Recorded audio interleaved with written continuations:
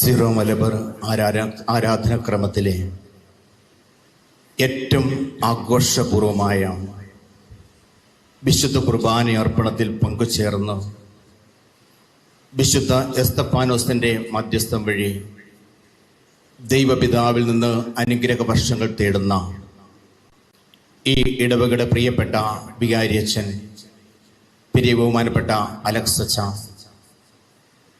കുടക്കച്ചിറപ്പള്ളിയുടെ വികാരി ബഹുമാനപ്പെട്ട തോമസ് അച്ഛൻ ഉൾപ്പെടെയുള്ള ബഹുമാനപ്പെട്ട വൈദികരെ, ബഹുമാനപ്പെട്ട സിസ്റ്റേഴ്സ്, ഈ ഇടവക കൂട്ടായ്മയിലെ കൈക്കാരന്മാർ, പാരിഷ് കൗൺസിൽ അംഗങ്ങൾ, തിരുനാൾ ജനറൽ കൺവീനർ, പ്രസിഡന്റുമാർ ഉൾപ്പെടെയുള്ള എല്ലാവരും, പ്രിയപ്പെട്ട മാതാപിതാക്കളെ, സഹോദരി സഹോദരങ്ങളെ, പ്രത്യേകിച്ച് ഇവിടെ ആയിരിക്കുവാൻ ആഗ്രഹിച്ചിട്ട് ഈ തിരുനാളിൽ നേരിട്ട് ഇവിടെ എത്തി പങ്കെടുക്കുവാൻ കഴിയാതെ ഓൺലൈനിലൂടെ തിരുനാൾ ആഘോഷങ്ങളിൽ പങ്കുചേരുകയും ദൈവാനുഗ്രഹം പ്രാർത്ഥിക്കുകയും ചെയ്യുന്ന പ്രിയപ്പെട്ട സഹോദരി സഹോദരങ്ങളെ, ആദ്യമായിട്ട് എല്ലാവർക്കും യേശുനാഥന്റെ പിറവിയുടെ മംഗളങ്ങൾ സ്നേഹപൂർവ്വം ആശംസിക്കുന്നു. ഒപ്പം ഈ ഇടവക കൂട്ടായ്മയ്ക്കും ഈ പ്രദേശത്തിനും മാത്രമല്ല, അതിരൂപതയ്ക്കും നാനാജാതി മതസ്ഥർക്കും അനുഗ്രഹ പെരുമഴ നൽകുന്ന വിശുദ്ധ എസ്തപ്പാനോസിന്റെ എല്ലാ വർഷവുമുള്ള തിരുനാൾ ആഘോഷത്തിൽ പങ്കെടുക്കുന്ന ഓരോരുത്തർക്കും ധാരാളമായ ദൈവകൃപയും പ്രാർത്ഥനയും അനുഗ്രഹവും ലഭിക്കണമേ എന്ന് പ്രാർത്ഥിക്കുകയും ആശംസിക്കുകയും നിങ്ങളുടെ പ്രാർത്ഥനാ സഹായം ഞാനും തേടുകയും ചെയ്യുന്നു. ഡിസംബർ 8-ാം തീയതി ഈ പട്ടണത്തിലൂടെ പരിശുദ്ധ കുർബാന എഴുന്നള്ളിച്ചുകൊണ്ട് നമ്മൾ എല്ലാ വർഷവും ആരംഭിക്കുന്ന തിരുനാളിന്റെ ഒരുക്കം, നമ്മുടെ ജീവിതത്തിന്റെ സ്ഥിരാകേന്ദ്രമായ പരിശുദ്ധ കുർബാന, ആ പരിശുദ്ധ കുർബാന ഈ ദേവാലയത്തെ ദേവാലയമായി മാറ്റുന്നുവെങ്കിൽ ആ പരിശുദ്ധ കുർബാനയുടെ ചൈതന്യവും പ്രദക്ഷിണത്തിന്റെയും തുടർച്ചയായി ഈ വർഷം അതിമനോഹരമായും ധ്യാനം സംഘടിപ്പിച്ചും പ്രാർത്ഥനകൾ ഒരുക്കിയും നിങ്ങൾ തിരുനാളിന് ഒരുങ്ങുകയായിരുന്നല്ലോ. ഈ ഇടവക കൂട്ടായ്മയിലെ ഓരോ കുടുംബത്തിലെ അംഗത്തിനും ഈ തിരുനാൾ വളരെ നിർണായകമാണ്. ഓരോ കുടുംബത്തിലും സ്റ്റീഫൻ നാമധാരികളുണ്ട്. അടിമ വെക്കുന്നത് മാത്രമല്ല, കല്ലും തുവാലയെടുത്ത് നേർച്ചയർപ്പിച്ച് ഈ തിരുനാളിൽ പങ്കെടുക്കുന്നതും, അകലങ്ങളിലായിരിക്കുന്നവർ നേർച്ച കൊടുത്തുവിട്ടും പങ്കെടുക്കുന്നതുമൊക്കെ ഈ വിശുദ്ധിയിലുള്ള ആഴമായ വിശ്വാസത്തിൻ്റെയും ബോധ്യത്തിൻ്റെയും തെളിവാണല്ലോ. 2 വർഷം മുമ്പ് മഴ പെയ്ത് നമ്മുടെ തിരുനാളിനൊരൽപ്പം അഭംഗിയുണ്ടായി എന്ന് തോന്നിയപ്പോൾ എത്രമാത്രം മാനസിക വ്യത നമ്മിൽ പലരും അനുഭവിച്ചുവെന്ന് തൊട്ട് മുമ്പുള്ള വികാരിച്ചം പറഞ്ഞത് ഞാൻ ഓർക്കുകയാണ്. ഇന്നലെ ഏറ്റവും മനോഹരമായി ഈ അതീവ ജനപങ്കാളിത്തത്തോടുകൂടി വിശുദ്ധന്റെ തിരുനാൾ ആഘോഷിക്കുവാനും അതിൽ പങ്കുചേരുവാനും അങ്ങനെ ഈ പ്രദേശത്തും നാടിനും ക്രൈസ്തവ സാക്ഷ്യം നൽകുവാനും കഴിഞ്ഞതിന് തുടർച്ചയായി തിരുനാൾ ആഘോഷത്തിന്റെ ഏറ്റവും പ്രധാനപ്പെട്ടമായ കാര്യം ഈ റാസക്രമത്തിലുള്ള വിശുദ്ധ കുർബാന. അതിന് തൊട്ടു മുമ്പ് വിശുദ്ധ കുർബാന കൃതജ്ഞത അർപ്പണമാണ് എങ്കിൽ അതിന് തൊട്ട് മുമ്പ് 5 കാലും കോപ്പും നൽകിക്കൊണ്ട് നമ്മുടെ പൂർവികരുൾപ്പെടെ എല്ലാവരെയും സ്മരിച്ച് നാം ബലിവേദിയിൽ കർത്താവിന്റെ അൾത്താരയിൽ ആയിരിക്കുകയാണല്ലോ. തികച്ചും അഭിമാനിക്കാവുന്ന വ്യത്യസ്തമായ ചരിത്രമാണ് ഉഴവൂർ ഇടവക കൂട്ടായ്മയ്ക്കുള്ളത്. ഇന്ന് മലബാറിലെ ചമതച്ചാലിലും, മലബാറിലെ ഉഴവൂർ എന്നറിയപ്പെടുന്ന ചമതച്ചാലിലും, വയനാട്ടിലെ തേറ്റമലയും അടുത്ത ഞായറാഴ്ച പെരിക്കലൂരും ഒക്കെ ഈ എസ്തപ്പാനോസിന്റെ തിരുനാൾ ആഘോഷിക്കുമ്പോൾ അതെല്ലാം തങ്ങളുടെ ഈറ്റില്ലമായ ഈ ഉഴവൂരിൽ നിന്ന് ആരംഭിക്കുന്നതാണ്. നമ്മുടെ അഭിമാനത്തോടെ നമ്മൾ പൂർവികരെ അനുസ്മരിക്കേണ്ട സമയമാണല്ലോ.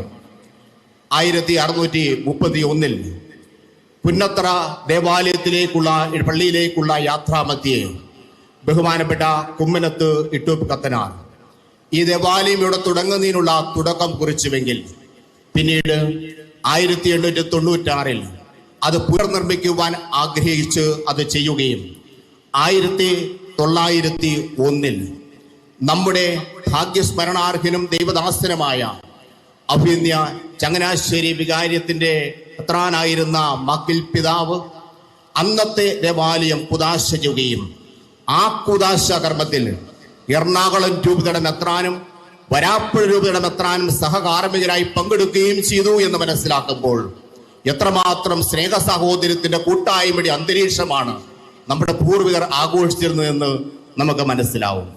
തീർന്നില്ല. 1986 ഈ ദേവാലയം കുദാശ ചെയ്തത് പൗരസ്ത്യ തിരുസംഘത്തിന്റെ തലവനായിരുന്ന കർദിനാൾ ലൂർദസ് സാമയാണ്. അല്ല, അതിലും വലിയൊരു കാര്യമുണ്ട്.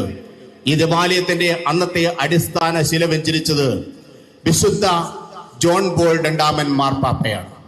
ആ ജോൺ പോൾ രണ്ടാമൻ മാർപ്പാപ്പയുടെ കൈവയ്പ് വഴി മേൽപ്പെട്ട ശുശ്രൂഷയിൽ ഉയർത്തപ്പെട്ട അഭിനന്യ മാത്യു മൂലക്കാട്ട് പിതാവ് ഈ ഇടവകക്കാരനാണ് എന്നുള്ളതും ഈ ഇടവകയുടെ അഭിമാനവും സന്തോഷവുമായി തീർച്ചയായും സ്മരിക്കപ്പെടേണ്ട അഭിമാന നിമിഷവും സന്തോഷ അവസരവുമാണ്. ദൈവത്തിന് നമുക്ക് നന്ദി പറയാം. അതുകൊണ്ട് തന്നെ ഈ കാലഘട്ടത്തിൽ നമ്മുടെ ഇടവക കൂട്ടായ്മയിലൂടെ ഉണ്ടാവുന്ന വലിയ നന്മകളെ അനുസ്മരിക്കുന്ന അവസരത്തിൽ ഈ ഇടവക ദേവാലയം 1631 മുതൽ എന്ത് സ്വാധീനമാണോ നമ്മുടെ പൂർവികരെ ചെലുത്തിയതോ അത് മനസ്സിലാക്കിയിട്ട് നമ്മുടെ ഈ ദേവാലയത്തിലൂടെ ആ ദൗത്യങ്ങൾ നിർവഹിക്കപ്പെടുവാൻ വേണ്ടി പുനരർപ്പണം ചെയ്യാൻ വേണ്ടി കൂടിയുള്ള അവസരമാണ് ഈ തിരുനാൾ റാസുരി അർപ്പണം എന്ന കാര്യം ഞാൻ ഓർമ്മപ്പെടുത്തുകയാണ്. എന്റെ ദൗത്യം എന്തൊക്കെ കാര്യങ്ങൾ ബഹുമാനപ്പെട്ട പ്രധാന കാർമ്മികൻ തുടക്കത്തിൽ പറഞ്ഞൊരു തുടർച്ചയായി പ്രാർത്ഥിക്കുവാൻ നിങ്ങളുടെ മനസ്സിലേക്ക് ചേർത്ത് വയ്ക്കണമെന്ന് നിങ്ങളെ ഓർമ്മപ്പെടുത്തുക എന്നുള്ളതാണ്. ഞാൻ ആദ്യമായി ഓർമ്മപ്പെടുത്തുവാൻ ആഗ്രഹിക്കുന്നത് ഈ ദേവാലയത്തിന്റെ ദൗത്യത്തെ കുറിച്ചാണ്. വിശുദ്ധ ഗ്രന്ഥത്തിൽ വിശുദ്ധ ലൂക്കായുടെ സുവിശേഷം ആദ്യത്തെ 2 അധ്യായത്തിൽ എന്താണ് ഒരു ദേവാലയത്തിന്റെ ദൗത്യമെന്ന് മനോഹരമായി അവതരിപ്പിക്കുന്നുണ്ട്. അവിടെ സഖറിയ ദേവാലയത്തിൽ ധൂപാർപ്പണ പ്രാർത്ഥനയ്ക്കായി പ്രവേശിക്കുകയാണ്. അതെ, പ്രാർത്ഥിക്കുന്നതിനുള്ള വേദിയാണ് ദേവാലയം, അല്ലാതെ മറ്റൊന്നിനുമല്ല. പ്രാർത്ഥിക്കുന്നതിനുള്ള വേദിയാണ് ദേവാലയം. 2, സഖറിയ ദേവാലയത്തിൽ ധൂപാർപ്പണ പ്രാർത്ഥന നടക്കുമ്പോൾ ദൈവസ്വരം ശ്രവിക്കുകയാണ്. അതെ, ദൈവസ്വരം ശ്രവിക്കുന്നുള്ള വേദിയാണ് ദേവാലയം. നമ്മൾ ഇപ്പോൾ ഇവിടെ നടത്തിയ സങ്കീർത്തനങ്ങളും പ്രാർത്ഥനകളും വിശുദ്ധ ഗ്രന്ഥ വായനകളും എല്ലാം ദൈവസ്വരം നമ്മൾ ശ്രവിക്കുകയായിരുന്നു. വിശുദ്ധ കുർബാനയുടെ ഓരോ പ്രാർത്ഥനകളും ദൈവവചനം കോർത്തിണക്കിയുള്ള പ്രാർത്ഥനകളാണ്. നമ്മുടെ പിതാക്കന്മാരുടെ ഇടയ ലേഖനങ്ങൾ നമ്മളുടെ വായിക്കുമ്പോൾ ദൈവസ്വരം കേൾക്കുകയാണ്. സഭയുടെ പ്രബോധനങ്ങൾ ഇവിടെ അവതരിപ്പിക്കപ്പെടുമ്പോൾ ദൈവസ്വരം ശ്രമിക്കുകയാണ്. ഇവിടെ വൈദികൻ വചനം വ്യാഖ്യാനം നടത്തുമ്പോൾ ദൈവസ്വരം ശ്രമിക്കുകയാണ്. സ്നേഹമുള്ളവരെ, ദൈവസ്വരം ശ്രമിക്കുന്നുള്ള വേദിയാണ് ദേവാലയം. 3, നമുക്കറിയാം, ബാലനായ ഈശോയെ അവന്റെ മാതാപിതാക്കന്മാർ ദേവാലയത്തിലാണ് കാഴ്ച സമർപ്പിച്ചത്. നമ്മെ പൂർണ്ണമായും വിട്ടുകൊടുക്കുന്ന വേദിയാണ് ദേവാലയം. അതുകൊണ്ടാണ് നാം ദേവാലയത്തിൽ നമുക്കുള്ളതും നമ്മുടെ ഉള്ളും ദൈവത്തിന് കാഴ്ചയായി സമർപ്പിക്കുക. അതുകൊണ്ട് നാം സ്തോത്ര കാഴ്ചയിടുന്ന കാര്യം തുടങ്ങി നമ്മെ ഈ ബലിവേദിയിൽ സമർപ്പിക്കുന്നത് ഉൾപ്പെടെ എല്ലാ കാര്യങ്ങളും ദൈവത്തിലുള്ള കാഴ്ച സമർപ്പണമാണ്. 4ാമത്തെ കാര്യം, ജീവിത തിരക്കിനിടയിൽപ്പെട്ട് ദൈവത്തെ നമ്മുടെ ജീവിതത്തിൽ നഷ്ടപ്പെടാനിടയായാൽ ആ ദൈവത്തെ നമ്മുടെ ജീവിതത്തിലേക്ക് തിരിച്ചു കൊണ്ടുവരാനുള്ള വേദിയാണ് ദേവാലയം. നമുക്കറിയാം, ഏതിടവക പള്ളിയുടെയും ആനവാതിലിനോട് ചേർന്ന് കുംഭസാരക്കൂടുണ്ട്.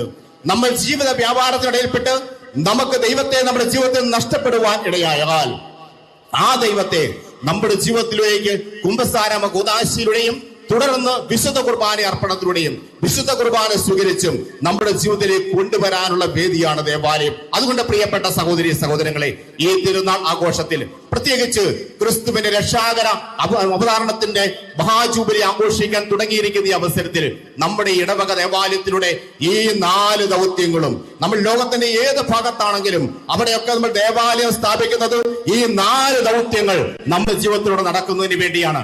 പ്രാർത്ഥിക്കുവാൻ, ദൈവസ്വരം കേൾക്കുവാൻ, ദൈവത്തിന് സമർപ്പിക്കുവാൻ, നമ്മുടെ ജീവിതത്തിൽ ദൈവത്തെ നഷ്ടപ്പെടുമ്പോൾ തിരികെ കൊണ്ടുവരുവാൻ നമ്മുടെ ഇടവക ദേവാലയം നമുക്ക് പ്രചോദനമായി തീരട്ടെ എന്ന് നമുക്ക് പ്രാർത്ഥിക്കാം. ഒടുവിൽ ദൈവത്തിന്റെ ഭവനമേ ഞാൻ നിന്നോട് യാത്ര പറയുന്നു എന്ന് പറഞ്ഞ് ഈ അട്ടാരിയുടെ താഴെയിൽ വന്ന് കിടന്ന് നാം നിത്യമാനത്തിനായി യാത്രയാകേണ്ടവരാണ് എന്ന് ഓർക്കുമ്പോഴാണ് നമ്മുടെ ജീവിതത്തിന്റെ മനോഹാരിത നമുക്ക് മനസ്സിലാക്കുവാൻ കഴിയുന്നത്. വിശുദ്ധ സ്തെഫാനോസ് വിശുദ്ധരിൽ ശ്രേഷ്ഠനായ ഒരു വിശുദ്ധനാണ്. നമ്മുടെ ആരാധനാക്രമത്തിലെ ഏലിയാ ശ്ലീബ മൂശ കാലത്തെ പ്രാർത്ഥനയിൽ പൊതു പ്രാർത്ഥനകൾക്ക് ശേഷം കാർമികൻ ഇപ്രകാരം പ്രാർത്ഥിക്കും: കർത്താവായ ദൈവമേ, വാനമേഘങ്ങളിൽ നീ പ്രത്യക്ഷപ്പെടുമ്പോൾ വിശുദ്ധരോടൊത്ത് നിന്നെ എതിരേൽക്കുവാൻ ഞങ്ങളെ യോഗ്യരാക്കണമേ. നമുക്കെല്ലാവർക്കും മാമോദീസ സ്വീകരിച്ചപ്പോൾ നമുക്ക് ഒരു വിശുദ്ധന്റെ പേര് നൽകിയിട്ടുണ്ട്. ആ വിശുദ്ധന്റെ പേര് എന്തിനാ നൽകുക? ആ വിശുദ്ധൻ മറ്റു വിശുദ്ധരോടൊപ്പം സവിശേഷമായി നമ്മുടെ ജീവിതത്തെ സ്വാധീനിക്കുന്നതിന് വേണ്ടിയാണ്. അപ്പോൾ ഉഴവൂർക്കാർക്ക് ഇടവക മധ്യസ്ഥനായ വിശുദ്ധ എസ്തപ്പാനോസ് ഉണ്ടെങ്കിൽ, അതോടൊപ്പം വിശുദ്ധ എസ്തപ്പാനോസിന്റെ നാമം സ്വീകരിച്ചവരുമുണ്ടെങ്കിൽ, നമ്മൾ എല്ലാവരും ഓർത്തിരിക്കേണ്ടത് ഈ വിശുദ്ധന്റെ പ്രത്യേകതകൾ നമ്മൾ മനസ്സിലാക്കണം. എന്താണ് വിശുദ്ധനിലേക്ക് വരുവാനുള്ള വഴിയൊരുങ്ങിയത്? എസ്തപ്പാനോസിന്റെ ജീവിതം സുവിശേഷ പ്രഘോഷണ മേഖലയിലേക്ക് വരാൻ വഴിയൊരുങ്ങിയത് നമുക്ക് നോക്കാം. അപ്പസ്തോലന്മാർ നടപടി പുസ്തകത്തിന്റെ ആദ്യത്തെ 4 അധ്യായങ്ങൾ നമ്മൾ കാണുന്നുണ്ട്. അവർ വചനം പ്രഘോഷിച്ചു, വിശ്വാസികൾ വിശ്വാസം സ്വീകരിച്ചു. പക്ഷേ അപ്പസ്തോലന്മാർക്ക് തന്നെ എല്ലാം കൈകാര്യം ചെയ്യാൻ പറ്റിയില്ല. ഇനി എന്തു ചെയ്യും? അപ്പസ്തോലന്മാർ ഈശോയിൽ നിന്ന് ലഭിച്ച സുവിശേഷം പ്രഘോഷിക്കുകയും വചനം മുറിക്കുകയും അപ്പം പങ്കുവെക്കുകയും സ്നേഹ കൂട്ടായ്മകൾ വളർത്തുകയും ആദിമ ക്രൈസ്തവ സമൂഹത്തെ രൂപപ്പെടുത്തുകയും ചെയ്തു കഴിഞ്ഞപ്പോൾ ആ അപ്പസ്തോലന്മാർ തങ്ങൾക്ക് ലഭിച്ച ഈശോയിൽ നിന്ന് ലഭിച്ച കൈവയ്പ് ശുശ്രൂഷയ്ക്കുള്ള അധികാരം ഉപയോഗിച്ച് 7 പേരെ ഡീക്കന്മാരായി തിരഞ്ഞെടുത്ത് ആ ഡീക്കന്മാരിൽ ഒരാളായി പ്രഥമ വേദസാക്ഷിയും പ്രഥമ രക്തസാക്ഷിയുമായി തീർന്ന വിശുദ്ധ എസ്തപ്പാനോസ് ആണ് നിങ്ങളുടെ സ്വർഗീയ മധ്യസ്ഥൻ എന്നുള്ളത് നിങ്ങൾക്ക് സിരകളിൽ അഭിമാനം നൽകുന്ന ജ്വലിക്കുന്ന അഭിമാനമായി മാറണം. എങ്കിൽ ആ വിശുദ്ധന്റെ ജീവിതത്തിലേക്ക് നമുക്കൊന്ന് കണ്ണോടിക്കണ്ടേ? ആ വിശുദ്ധനെ തിരഞ്ഞെടുക്കുന്ന സമയത്ത്, ആ വിശുദ്ധൻ ഈ ദൗത്യത്തിലേക്ക് വരുന്ന സമയത്ത് സുവിശേഷ ദൗത്യം ഏറ്റെടുത്തു, ശുശ്രൂഷയോടൊപ്പം സുവിശേഷ പ്രഘോഷവും ഏറ്റെടുത്തു. നടപടി പുസ്തകം 6-ാം അധ്യായത്തില് മനോഹരമായിട്ട് ആ കാര്യങ്ങൾ അവതരിപ്പിക്കുന്നുണ്ട്. 6-ാം അധ്യായത്തില് ഈ വിശുദ്ധനെ കുറിച്ച് പറയുന്ന ഏതാനും കാര്യങ്ങൾ ഒന്ന് മനസ്സിലാക്കാം. നമുക്ക് വിശുദ്ധ ഗ്രന്ഥത്തിലെ വചനങ്ങൾ മാത്രമാണ് ഞാൻ നിങ്ങളോട് പറയുക, ഒരു വാക്ക് പോലും കൂട്ടിച്ചേർക്കാതെ. എസ്തപ്പാനോസ് വിശ്വാസത്തിൽ നിറഞ്ഞവനായിരുന്നു, പരിശുദ്ധാത്മാവിനാൽ നിറഞ്ഞവനായിരുന്നു. അപ്പസ്തോലന്മാരുടെ കൈവയ്പ് ശുശ്രൂഷ വഴി സഭയിൽ സുവിശേഷം പ്രസംഗിക്കാൻ അഭിഷേകം ചെയ്യപ്പെട്ടവനായിരുന്നു. അവൻ കൃപാവരവും ശക്തിയും കൊണ്ട് നിറഞ്ഞു, അത്ഭുതങ്ങളും അടയാളങ്ങളും പ്രവർത്തിച്ചു. ജ്ഞാനത്തിന്റെ നിറവ് അവനുണ്ടായിരുന്നു. അവന്റെ മുഖം ദൈവദൂതനെ പോലെ ആയിരുന്നു. എങ്കിലും തെറ്റായി കുറ്റാരോപിതനായി ജനങ്ങളെ ഇളക്കിവിട്ട് കള്ളപ്രചരണങ്ങൾ നടത്തി അവനെ ബന്ധനസ്ഥനാക്കി. നാം സുവിശേഷത്തിൽ നടപടി പുസ്തകത്തിൽ വായിക്കുന്ന കാര്യമാണ്. അവൻ സത്യം പ്രഘോഷിച്ചു, അവൻ സഭയിൽ അവന്റെ ശുശ്രൂഷ ചെയ്തു, അവന്റെ ദൗത്യം നിറവേറ്റി, അവനെ കള്ളപ്രചരണം നടത്തി ബന്ധനസ്ഥനാക്കി. ബന്ധനസ്ഥനായ വിശുദ്ധ എസ്തപ്പാനോസ് എന്ത് ചെയ്യുന്നു എന്നുള്ളത് ഇന്ന് നമ്മുടെ കുടുംബങ്ങളിലും പ്രത്യേകിച്ച് വളരെ പ്രധാനപ്പെട്ട കാര്യമാണ്. ബന്ധനസ്ഥനായ എസ്തപ്പാനോസ് പിന്നീട് അടുത്ത അധ്യായത്തിലേക്ക് നമ്മൾ കയറുമ്പോൾ, 7-ാം അധ്യായം, അവിടെ നമ്മൾ കയറുമ്പോൾ മനസ്സിലാക്കുന്നു, അത് നമ്മൾ വീണ്ടും വീണ്ടും വായിക്കേണ്ടതാണ്. ബന്ധനസ്ഥാവുമ്പോൾ സാധാരണ ആരും പേടിക്കും, ആരും ഭയപ്പെടും. പക്ഷേ എസ്തപ്പാനോസ് ഭയപ്പെട്ടില്ല. കാരണം എസ്തപ്പാനോസ് സഭയിൽ അഭിഷിക്തനാണെങ്കിൽ, അഭിഷിക്തനായ എസ്തപ്പാനോസ് തനിക്ക് ബോധ്യമുള്ള വിശ്വാസം പ്രഘോഷിക്കുവാൻ ആരെയും പേടിച്ചില്ല. ആ എസ്തപ്പാനോസ് നമുക്ക് 7-ാം അധ്യായത്തിൽ രക്ഷാചരിത്രം വിശദീകരിച്ചു കൊടുക്കുകയാണ്. തന്റെ ശത്രുക്കളുടെ മുമ്പിൽ എല്ലാം വിശദീകരിച്ചു കൊടുക്കുകയാണ്. രക്ഷാചരിത്രം മുഴുവൻ വിശദീകരിച്ചു. അറിയാം, അവിടെ 1 മുതൽ 53 വരെയുള്ള വചനങ്ങൾ മുഴുവൻ ഈ രക്ഷാചരിത്രം വിശദീകരിക്കുകയാണ്. ചരിത്രത്തിൽ ദൈവത്തിന്റെ ഇടപെടൽ എന്താണെന്ന് പറയാണ്, സഭയുടെ നിലപാട് എന്താണെന്ന് പറയുകയാണ്. എസ്തപ്പാനോസിന് അതേ പറയാനുള്ളൂ, അത് മാത്രമേ പറയാൻ സാധിക്കുകയുള്ളൂ. സഭയിൽ അഭിഷിക്തനാകുന്ന വ്യക്തിക്ക് സഭയുടെ നിലപാടുകൾ പറയാൻ ഉത്തരവാദിത്വമുണ്ട്. അത് അദ്ദേഹത്തിന്റെ അഭിഷിക്തനാകുന്ന വ്യക്തിയുടെ ഉത്തരവാദിത്വമാണ്. ആ ഉത്തരവാദിത്വം എസ്തപ്പാനോസ് അതിമനോഹരമായി നിർവഹിച്ചു. തുടർന്ന് 54-ാമത്തെ വാക്യത്തിലേക്ക് പോകുമ്പോൾ നമുക്ക് വിശുദ്ധ ഗ്രന്ഥത്തിൽ അല്ലെങ്കിൽ നടപടി പുസ്തകം നമ്മൾ വായിച്ചെടുക്കുകയാണ്. ആ എസ്തപ്പാനോസ്, സത്യപ്രഘോഷണം നടത്തിയ എസ്തപ്പാനോസിന് എന്ത് സംഭവിച്ചു? 54-ാമത്തെ വചനത്തിൽ ഇപ്രകാരം പറയുന്നു: അവർ അവന്റെ നേരെ കോപാക്രാന്തരായി പല്ലിടിച്ചു. 55 അവൻ സ്വർഗത്തിലേക്ക് നോക്കി ദൈവമഹത്വം ദർശിച്ചു. 57 വചനം അവനാകട്ടെ ഉച്ചത്തിൽ ആക്രോശിച്ചു, ചെവി പൊത്തി അവന്റെ നേരെ പാഞ്ഞെടുത്തു. എന്നാൽ ഇതൊന്നും എസ്തഫാനോസിനെ തകർത്തില്ല. 58 വചനം പറയുന്നു, അവർ എസ്തഫാനോസിനിട്ട് കല്ലെറിഞ്ഞു. ആ അവസരത്തിലും 59 വചനം പറയുന്നു, അവൻ പ്രാർത്ഥിച്ചു, ആത്മാവിനെ കൈക്കൊള്ളണേ എന്ന് ദൈവസന്നിധിയെ പ്രാർത്ഥിച്ചു. ഒപ്പം 60 വചനത്തിൽ ഈ പാപം ഇവരുടെ മേൽ ആരോപിക്കരുത് എന്ന് പറഞ്ഞ് ക്ഷമിക്കുന്നു. കല്ലെറിഞ്ഞ് അവനെ കൊല്ലുകയാണ്. ധീരമായി വിശ്വാസം പ്രഘോഷിച്ചത് കൊണ്ടാണ് എസ്തഫാനോസിന് ഈ അനുഭവം ഉണ്ടായത്. എന്നാൽ ബന്ധനസ്ഥനായി കഴിഞ്ഞപ്പോൾ ഞാനിനി ഒന്നും മിണ്ടുന്നില്ല എന്ന് പറഞ്ഞ് കീഴടങ്ങിയിരുന്നെങ്കിൽ എസ്തഫാനോസിന് അനുഭവം ഉണ്ടാകുമായിരുന്നില്ല. എസ്തഫാനോസ് സഭയിലെ ആദ്യ രക്തസാക്ഷിയാവുമായിരുന്നില്ല. അതുകൊണ്ട് തന്നെ ഈ ധീരമായിട്ട് തന്റെ വിശ്വാസം പ്രഘോഷിച്ച എസ്തഫാനോസിന് കല്ലേറുകൊണ്ട് മരിക്കേണ്ടി വന്നു. എങ്കിലും എസ്തഫാനോസ് തന്നിൽ ഏൽപ്പിക്കപ്പെട്ട സഭയിലെ ദൗത്യം കൃത്യമായി നിർവഹിച്ചു. സ്നേഹമുള്ളവരെ, ഇവിടെ നമുക്ക് അഭിമാനം പകരുന്ന, സന്തോഷം പകരുന്ന ഈ വിശുദ്ധന്റെ മാതൃക നമുക്ക് ആവേശം പകരേണ്ടതല്ലേ. ഇനി 8-ാം അധ്യായത്തിലെ ആദ്യ ഭാഗം അത് പലരും പലപ്പോഴും ശ്രദ്ധിക്കാറില്ല. അവിടെ വിശ്വാസികൾ സ്തെഫാനോസിനെ സംസ്കരിച്ചു. വിശ്വാസികൾ ഏറെ പേർ ഇത് കണ്ടിട്ട് പലതും ശരിയല്ലല്ലോ എന്ന് മനസ്സിലാക്കി മാറി നിൽക്കുന്നവരുണ്ട്. പക്ഷേ അവർക്ക് ഈ ധൈര്യം വരുന്നില്ല. ഈ ധൈര്യം വരാതിരുന്നവര് എസ്തഫാനോസിനെ വധിച്ചു കഴിഞ്ഞപ്പോൾ വന്ന് വിശ്വാസമുള്ളവർ പതറിയില്ല. മുൻപോട്ട് വന്ന് അവർ എസ്തഫാനോസിനെ സംസ്കരിച്ചു. ആവേശം വിതറുന്ന, പ്രചോദനം പകരുന്ന, ഊർജം പകരുന്ന ഈ സുവിശേഷ ദൗത്യം ചെയ്ത എസ്തഫാനോസിന്റെ ജീവിതത്തിന്റെ മൂല്യങ്ങൾക്ക് വേണ്ടിയുള്ള നിലപാടുകൾ നമ്മുടെ കുടുംബങ്ങളിൽ ഇന്ന് എവിടെയാണ്? നമ്മുടെ കുടുംബങ്ങളിൽ ഇന്ന് എവിടെയാണ്? നമ്മുടെ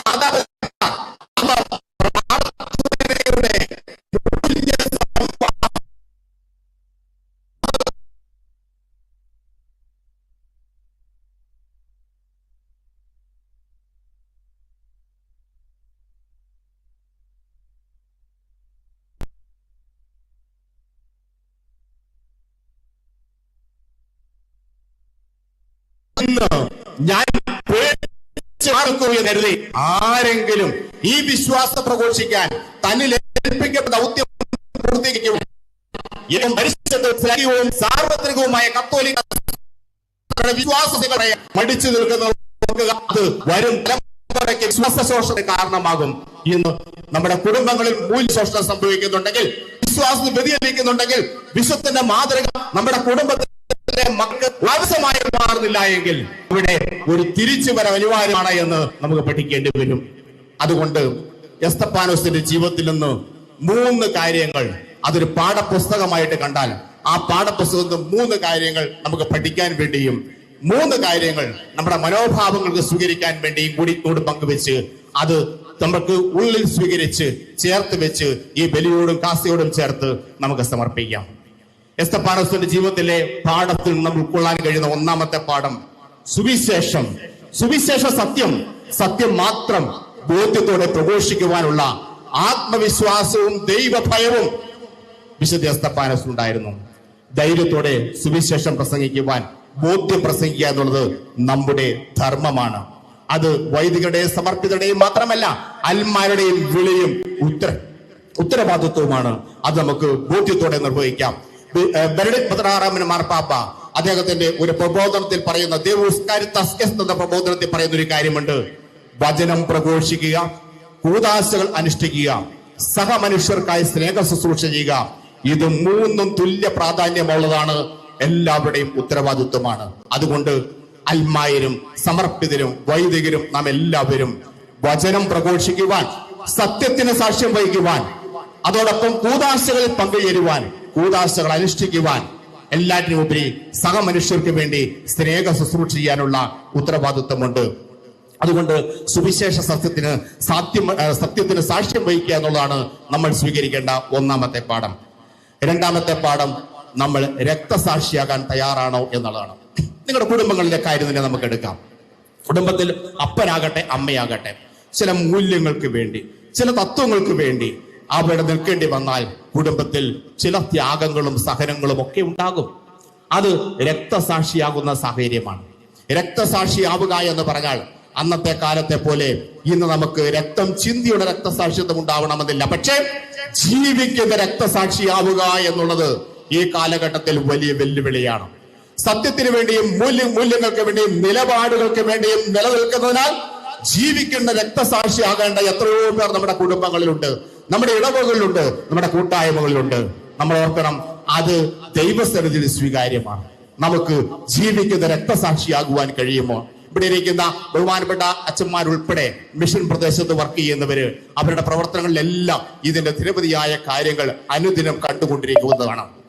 നമ്മുടെ രൂപത്തിൽ 2 അച്ഛന്മാര്, ഒരച്ഛൻ ബ്രദറായിരുന്ന സമയത്ത് വടക്കേ ഇന്ത്യയിൽ ക്രിസ്മസ് കരോളിന് പോയി അദ്ദേഹത്തിന്റെ ടീം അംഗങ്ങളെയും അറസ്റ്റ് ചെയ്തു, ജയിലിൽ കൊണ്ടുപോയി ഇരുത്തി, ഒരു രാത്രി മുഴുവൻ ജയിലിൽ കടന്നു.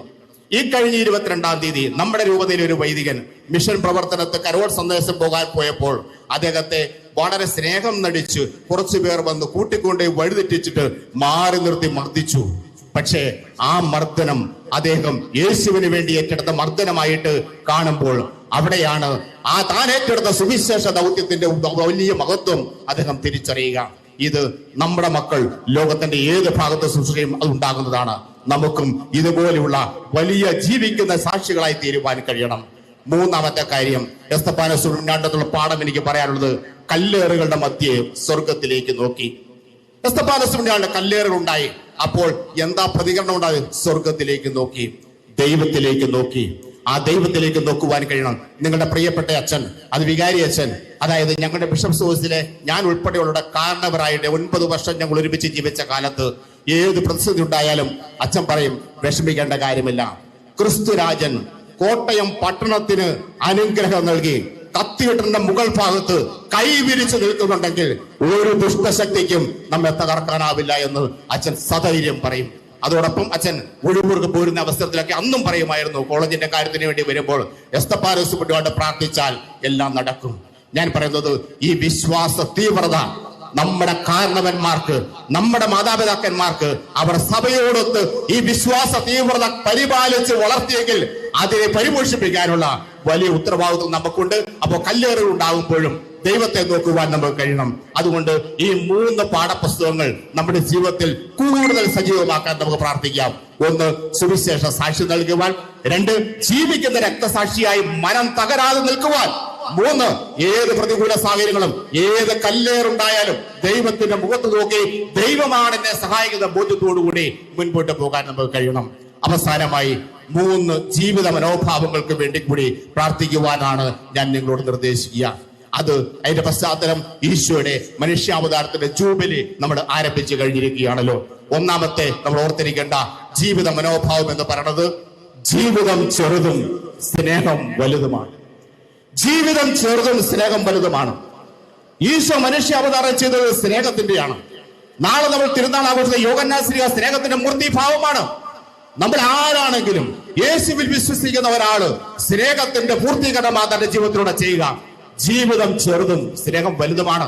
33 വയസ്സ് ഈ ലോകത്തിൽ ജീവിച്ചിട്ട് സ്നേഹം പകർന്ന ഈ ലോകത്തിൽ സ്നേഹത്തിന്റെ വിപ്ലവം സൃഷ്ടിച്ച് കടന്നുപോയ ഈശോയുടെ ശിഷ്യരാണ് നമ്മളെങ്കിൽ, ആ ശിഷ്യനായ എസ്തപ്പാനോസിന്റെ ശിഷ്യരാണ് നമ്മളെങ്കിൽ, അത് നമ്മൾക്ക് തീർച്ചയായും ജീവിതം ചെറുതാണെന്ന് ഓർത്തിട്ട് സ്നേഹിക്കുവാനും സഭയോടൊത്ത് നമുക്ക് ഒരുമിച്ച് കൂട്ടായ്മയിൽ മുന്നേറുവാനുമുള്ള വലിയ ആർജവത്വം ഉണ്ടാവണം. നമ്മൾ ഓർക്കണം, മരണം വരുമൊരു നാൾ. ഓർക്കുക മർത്യാദി, കൂടെ പോരുന്നിൽ ജീവിത ചെയ്തുകളും. സകല ജനത്തിനും സന്തോഷത്തിന്റെ സദ്വാർത്ത പകരാൻ വേണ്ടിയാണ് ഈശോ മനുഷ്യാവതാരം ചെയ്തത്. ഈശോയുടെ മനുഷ്യാവതാരത്തെ കുറിച്ച് മാലാഖ അറിയിച്ച പ്രകാരം, ഇതാ സകല ജനത്തിനും വേണ്ടിയുള്ള സന്തോഷത്തിന്റെ സദ്വാർത്ത ഞാൻ നിങ്ങളെ അറിയിക്കുന്നു. നമ്മൾ എല്ലാവരെയും ചേർത്ത് നിർത്തണം. അതുകൊണ്ട് ഒരു കുടുംബത്തിൽ പ്രത്യേകിച്ച് മാതാപിതാക്കൾ, മക്കൾ, കുഞ്ഞുമക്കൾ, സഹോദരങ്ങൾ, അയൽക്കാർ എല്ലാവരും ചേർത്ത് നിർത്തുവാൻ, എല്ലാവരെയും ഉൾക്കൊള്ളുവാൻ, എല്ലാവരും ചേർത്ത് മുൻപോട്ട് പോകാൻ നമുക്ക് കഴിയണമെന്ന കാര്യം ഓർമ്മപ്പെടുത്തട്ടെ. 2-ാമത്തെ മനോഭാവം ഞാൻ പറയുന്നത്, ജീവിതത്തിൽ പരാജയമുണ്ടാകും, എന്നാൽ ജീവിതം പരാജയമാകരുത്. ജീവിതത്തിൽ പരാജയമുണ്ടാകും. നമ്മൾ ഏത് മത്സരത്തിൽ പോയാൽ, പരീക്ഷയിൽ പോലെ പരാജയം ഉണ്ടാകുന്നത് സ്വാഭാവികമാണ്. പക്ഷേ ജീവിതം പരാജയമാകരുത്. എസ്തപ്പാനോസിന് ജീവിതത്തിൽ മാനുഷിക ദൃഷ്ടിയിൽ പരാജയമുണ്ടായി. മാനുഷിക ദൃഷ്ടിയിൽ എസ്തപ്പാനോസ് സുവിശേഷം പ്രസംഗിച്ച് പോയപ്പോൾ ബന്ധനസ്ഥനാക്കപ്പെട്ടു. 53 വചനങ്ങളിലൂടെ എസ്തപ്പാനോസ് രക്ഷാചരിത്രം മുഴുവൻ അവതരിപ്പിച്ചു. എന്നിട്ടും അവർക്കത് ബോധ്യം വന്നില്ല. ഇല്ലെങ്കിൽ ബോധ്യം വന്നത് അംഗീകരിക്കാൻ മടിയുണ്ട്. അതുകൊണ്ട് തന്നെ എസ്തപ്പാനോസ് എന്ത് ചെയ്തു? എസ്തപ്പാനോസ് പിന്നോട്ട് പോയില്ല. അപ്പോൾ നമ്മൾ ഓർത്തിരിക്കേണ്ട കാര്യം, ജീവിതത്തിൽ പരാജയമുണ്ടാകും, പക്ഷേ ജീവിതം പരാജയമാകരുത്. നമുക്കറിയാമല്ലോ, ഫ്രാൻസിസ് സേവ്യറിനെ ഓർക്കുന്ന പ്രത്യേക സമയമാണല്ലോ ഇത്. മത്തായിയുടെ സുവിശേഷം 16-26 വാക്യം, നീ ലോകം മുഴുവൻ നേടിയാലും നിന്റെ ആത്മാവിനെ നഷ്ടമായാൽ നിനക്ക് എന്ത് പ്രയോജനം? ഇന്ന് പ്രാസക്രമത്തിലുള്ള ബലി അർപ്പിക്കുന്ന സമയത്ത് ഞാൻ ഉൾപ്പെടെ നമുക്ക് ഓരോരുത്തർക്കും ലോകം മുഴുവൻ നേടിയാലും എന്റെ കുടുംബത്തിലുള്ള ആത്മാവിനെ നഷ്ടമായാൽ, എന്റെ ജീവിത പങ്കാളിയുടെ ആത്മാവിനെ നഷ്ടമായാൽ, എന്റെ മക്കളുടെ ആത്മാവിനെ നഷ്ടമായാൽ, എന്റെ ദൈവജനത്തിന്റെ ആത്മാവിനെ നഷ്ടമായാൽ നിനക്ക് എന്ത് പ്രയോജനം? നമ്മളിൽ ഏൽപ്പിക്കപ്പെടുന്ന ദൗത്യം ആത്മാക്കളെ വിശ്വാസത്തിന്റെ വഴിയുടെ വെച്ച് ദൈവത്തിലേക്ക് കൊണ്ടുപോകാൻ വേണ്ടിയാണ്. അതുകൊണ്ട് നമുക്ക് ആ സത്യം അനുസ്മരിക്കാം. മൂന്നാമത് നമുക്കുണ്ടായിരിക്കേണ്ട മനോഭാവം പറയുന്നത് മറ്റൊന്നുമല്ല, പരിശുദ്ധ പിതാവിനെ പ്രത്യേകം അനുസ്മരിക്കുന്ന കാലമാണല്ലോ. പരിശുദ്ധ പിതാവ് ജൂബിലി വർഷം പറഞ്ഞിരിക്കുന്ന വാചകമാണ്, പ്രത്യാശ നമ്മെ നിരാശരാക്കുന്നില്ല. പ്രത്യാശ നമ്മെ നിരാശരാക്കുന്നില്ല. നിരാശ ഉണ്ടാകുന്നവരാണ് ആ നിരാശയിൽ വലിയ വലിയ തെറ്റുകൾ ചെയ്യാൻ ഇടവരുന്നത്. നമുക്ക് ഉദാഹരണം ബൈബിളിൽ തന്നെ ഉണ്ടല്ലോ. ഈശോയുടെ ജനനം, ആട്ടിടർ ഈശോയെ കാണാൻ സന്തോഷത്തോടെ പോവാം. ഹെറോദോസ് രാജാവ് അസ്വസ്ഥനായി ഹെറോദോസ് രാജാവ് ആട്ടിടരെ വിളിച്ചു. എവിടെയാണ് രാജ അറിയാൻ ശ്രമിച്ചു, പക്ഷെ നടന്നില്ല. അപ്പൊ അസ്വസ്ഥത കൂടിയതോടുകൂടി എന്ത് സംഭവിച്ചു? അദ്ദേഹത്തിന് നിരാശയായ ഹെറോദോസ് രാജാവ് എന്താ ചെയ്തത്? രോഷാകുലനായിട്ട് പിന്നെ എന്താ? അക്രമത്തിന് പ്രോത്സാഹിപ്പിക്കുക ചെയ്തത്. 2 വയസ്സ് താഴെയുള്ള എല്ലാവരെയും വെട്ടി നുറുക്കി. എന്താണ് ഇതാ നമ്മൾ മനസ്സിലാക്കേണ്ടത്? അതുകൊണ്ട് നമ്മുടെ ജീവിതത്തിൽ നമ്മൾ പഠിച്ചിരിക്കേണ്ട കാര്യം, നമ്മൾ ഒരിക്കൽ പോലും പ്രത്യാശ കൈവിടുന്നവരാകരുത്.